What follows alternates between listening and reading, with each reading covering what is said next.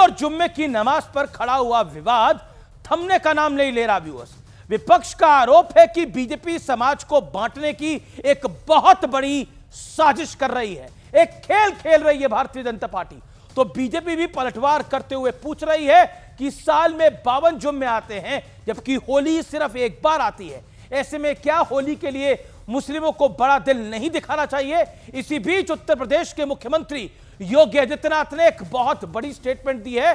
योगी आदित्यनाथ ने कहा है कि भगवा मेरी पहचान है, मुझे इससे गौरव की अनुभूति होती है। योगी आदित्यनाथ ने इसके बाद जो कहा उससे सियासी गलियारों में भूचाल आना तय है। उन्होंने कहा कि एक दिन पूरी दुनिया भगवा पहनेगी। इसे आप योगी आदित्यनाथ का आज तक का, अब तक का सबसे आक्रामक बयान भी कह सकते हैं। योगी आदित्यनाथ ने यह भी कहा कि संबल में कुल 68 यानी 68 तीर्थ थे और अभी हम सिर्फ 18 ही निकाल पाए हैं। यानी संकेत बहुत साफ है, बड़े डायरेक्ट है, काम आगे भी जारी रहेगा। यानी विपक्ष होली और जुम्मे की नमाज में फंसा हुआ है और योगी आदित्यनाथ ने स्पष्ट कर दिया है कि विरासत की कंप्लीट रिकवरी तक मिशन मोड जारी रहेगा। आज इसी पर होगी देश की सबसे बड़ी बहस। योगी का भगवा संदेश क्या है, इसका बड़ा संदेश।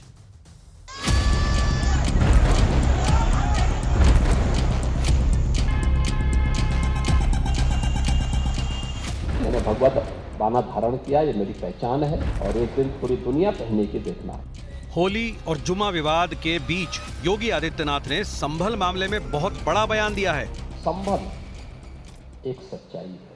संभल में श्री हरि विष्णु का मंदिर तोड़ा गया था। संभल एक तीर्थ रहा है, 68 तीर्थ थे वहां पे, अभी हम केवल 18 निकाल पाए हैं। मैंने भगवा बाना धारण किया, ये मेरी पहचान है, हमारे सनातन की पहचान भी है, तो मुझे तो इस पे गौरव की अनुभूति होती है और एक दिन पूरी दुनिया पहनने की देखना। देश की 80% हिंदू आबादी को कहा जाता है कि आप बटोगे तो कटोगे। और देखिए, गजवाए हिंद कामयाब होके रहेगा अगर आप बंट गए तो। और इसी के बारे में जब योगी जी कहते हैं कि बटेंगे तो कटेंगे, या कोई भी ये बात कहता है, तो शायद इशारा उसी की तरफ है। पूरी राजनीति ही इसी आधार पर निर्भर है कि कैसे विवाद खड़ा करें और अपने वोट बटोरें। इस बीच ये तय हुआ है कि होली के दिन 10 मस्जिदों को तिरपाल से ढका जाएगा। लेकिन सीओ अनुज चौधरी के बयान के बाद शुरू हुआ 52 जुमा और एक होली वाला विवाद थमने का नाम नहीं ले रहा।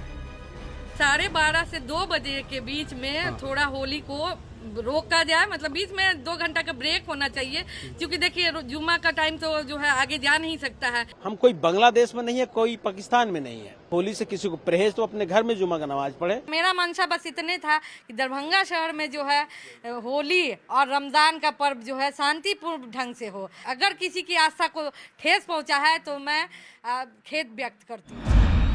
नमाज का वक्त बदलने की मांग पर जमकर सियासत भी हो रही है। किसी धर्म को, किसी वर्ग को उनके पूजा पर, उपासना पर प्रतिबंध करना, ये पूरी तरह से वायलेशन है भारतीय संविधान का। आपके 52 बार आप शुक्रवार आते हैं साल के अंदर। इस बार निवेदन करता हूं कि आप अपने घर में पढ़िए ताकि हम भी हर्षोल्लास के साथ अपनी होली को मना सकें। वो अखंड भारत को खंड खंड करना चाहते हैं। या तो आप 3 बजे बाद नमाज पढ़ सकते हैं, अपने घर में भी नमाज पढ़ सकते हैं। होली वाले दिन जुमे की नमाज महल्ले की मस्जिद में अदा करें। आर पार में आज का सवाल है कि होली दिवाली पर विवाद वाली प्रथा का सूत्रधार कौन है?